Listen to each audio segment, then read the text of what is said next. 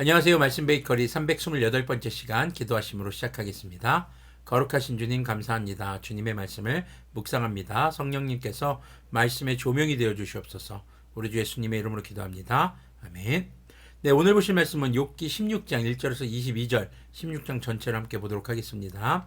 욥이 대답하였다. 그런 말은 전부터 많이 들었다. 나를 위로한다고 하지만 오히려 너희는 하나같이 나를 괴롭힐 뿐이다.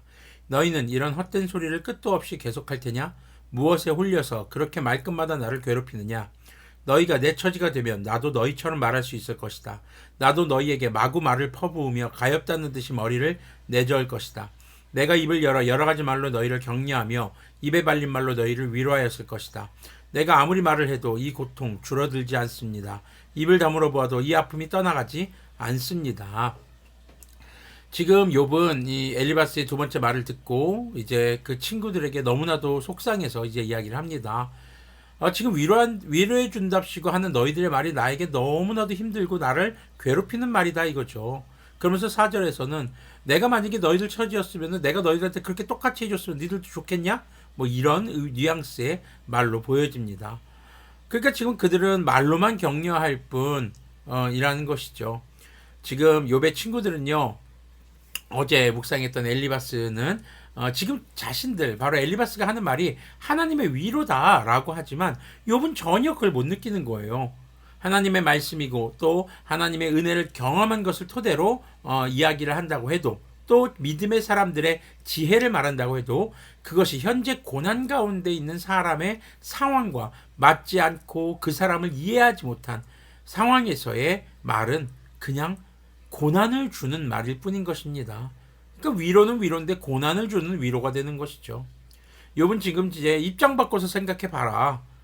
너희들은 지금 내 처지를 모른 채 지금 그리고 내 처지를 알려고 하지도 않은 채 지금 이렇게 말하는 것뿐이 아니냐. 자, 우리 그리스도인들은요 이런 내용들을 보면서 고난을 주는 위로자가 되지 않도록 고난 가운데 있는 사람을 잘 헤아릴 줄 알아야 할 것입니다. 내가 알고 있는 것이 아무리 옳은 지식이고 또 지식이라고 해도 이 상대방의 마음과 처지를 헤아리지도 않은 채 그냥 내뱉는 말은 그 사람들을 더 힘들게 하는 말이 될 수 있다는 것이죠. 그리고 위로는 진정한 위로는 말로만 하는 것이 아닙니다. 그 고난을 겪는 사람과 함께 눈물을 흘리며 함께 공감하며 또 함께 기도하며 그리고 그 사람이 겪고 있는 어려움에 대한 구체적인 도움을 나누면서 하는 것이 위로인 것이죠. 그래서 말만의 믿음이 아니라 행하는 믿음의 그런 그리스도인들이 되기를 소망합니다. 7절부터 계속 보면요. 주님께서 나를 기진맥진하게 하시고 내가 거느리고 있던 자식들을 죽이셨습니다. 주님께서 나를 체포하시고 주님께서 내 적이 되셨습니다.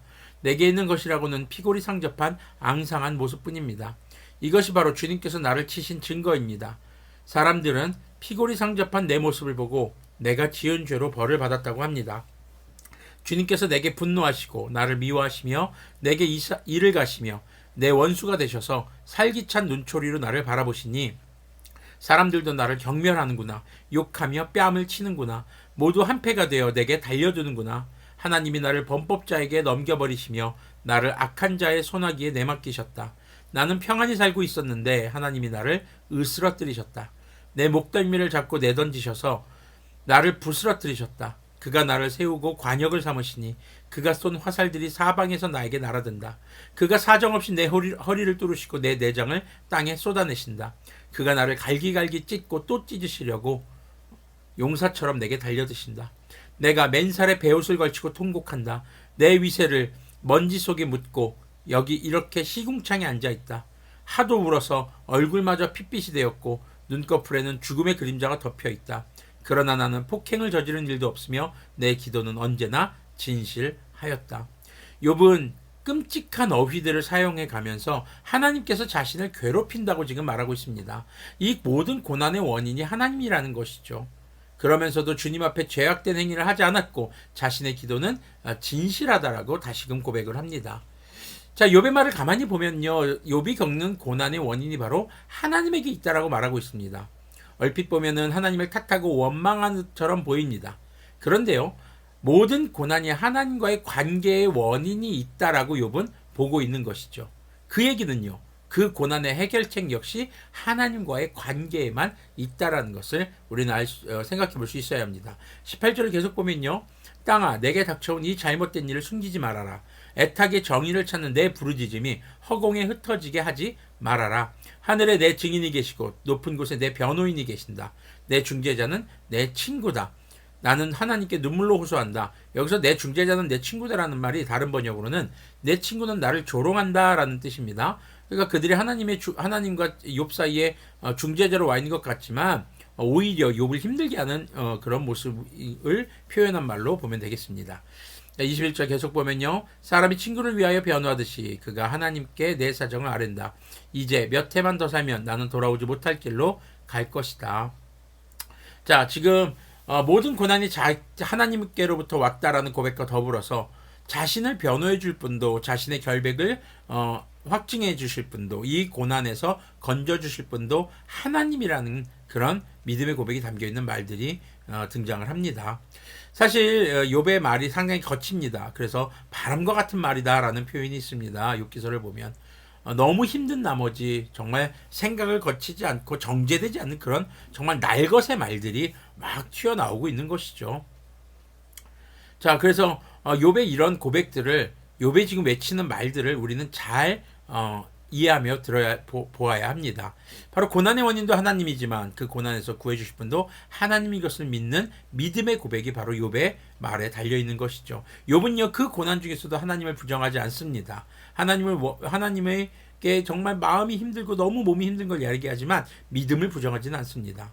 자, 창조와 통치의 하나님, 그리고 이 땅에 사람의 몸을 입고 땅에 오신 성육 또 대속, 우리의 죄를 대신해서 속량해 주셨다는 것이죠. 그리고 십자가에서 죽으시고 사흘 만에 부활하신 부활, 또 다시 오실 약속을 주신 재림의 예수님을 믿는 믿음은 우리 신앙의 기초가 되면서 고난 가운데 우리가 흔들리지 않게 하는 버팀목이 됩니다.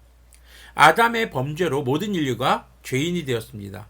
지금 인류는요 자신의 행동으로 죄인이 된 것이 아니라 바로 아담의 죄 때문에 죄인이 된 것이었죠. 이것이 원죄의 개념입니다.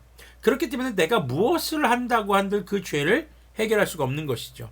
이 죄의 해결은 오직 하나님의 외아들, 바로 하나님과 동등하신 하나님의 외아들 우리 주 예수님만이 해결하실 수 있었던 것입니다. 주님께서 사람의 몸으로 이 땅에 오셔서 십자가에 달려 죽으시고 우리의 죄를 용서하셔서 그리고 사흘 만에 부활하시고 우리에게 산 소망, 살아있는 소망이 되어주신 것입니다. 그리고 그것은 주님께서 다시 오실 때에 주님께서 부활하셨던 것 같이 주님을 믿는 자들이 다시 부활의 육체로 주님의 나라에 살 수 있게 된다는 소망을 주시는 것이죠. 우리 삶에 일어나는 모든 문제의 궁극적인 해결책은요 바로 우리 주 예수님인 것입니다. 그리스도인들이 이 땅에서 고난을 겪을 수 있습니다. 신앙생활을 잘하고 믿음생활을 잘한다고 해도 우리에게 고난이 올 수 있다는 것이죠. 욥기서는요 의인도 고난받을 수 있다는 것을 이야기해 줍니다. 의인이 고난받는 이유는 무엇일까요? 하나님께서는요 의인의 고난을 통해서 그 사람의 믿음이 얼마나 신실한 것을 증명하시기도 하고요. 또 하나는 더욱더 깊은 믿음과 성장하는 믿음으로 인도하시기도 한다는 것을 기억했으면 좋겠습니다. 그래서 하나님께로부터 모든 것이 시작되었고 모든 구원이 하나님께만 있다는 것을 끝까지 기억하시면서 마지막 날까지 주님 다시 오시는 날까지 우리의 믿음을 잃지 않는 그런 우리들이 되기를 소망합니다. 그리고 우리가 우리 옆에 고난을 겪고 있는 사람들에게 고난을 주는 위로자가 아니라 함께 공감해주고 보듬어주고 안아주는 그런 우리가 되기를 소망합니다. 그리고 여러분들이 정말 거룩하게 신실하게 하나님 앞에 정직하게 살아가는 모습에 대해선 세상이 몰라준다고 해도 하나님께서 여러분들을 알아줄 것이며 우리 주 예수님께서 마지막 때에 하나님 앞에 심판대 앞에 서는 우리들을 대신해서 우리를 변호해 주신다는 그 사실을 잊지 않으셨으면 좋겠습니다. 기도하겠습니다. 거룩하신 하나님 감사합니다. 주님의 말씀을 묵상했습니다. 주님, 우리가 고난을 주는 위로자가 되지 않게 해주시고 하나님의 창조와 통치 그리고 우리 주 예수님의 성육, 대속, 부활, 재림의 믿음을 가지고 끝까지 믿음을 흔들리지 않고 잃지 않는 그런 우리들이 되도록 긍휼을 베풀어 주시옵소서. 우리 주 예수 그리스도님의 이름으로 기도합니다. 아멘. 네, 오늘도 여러분들의 삶을 통해서 여러분들의 말과 행동을 통해서 고난 가운데 있는 분들이 위로를 얻고 고난 가운데 혹 계시다면은 끝까지 믿음을 잃지 않는 믿음으로 주님 나라에서 우리가 함께 위로받는 그날을 소망해 보기를 기도합니다.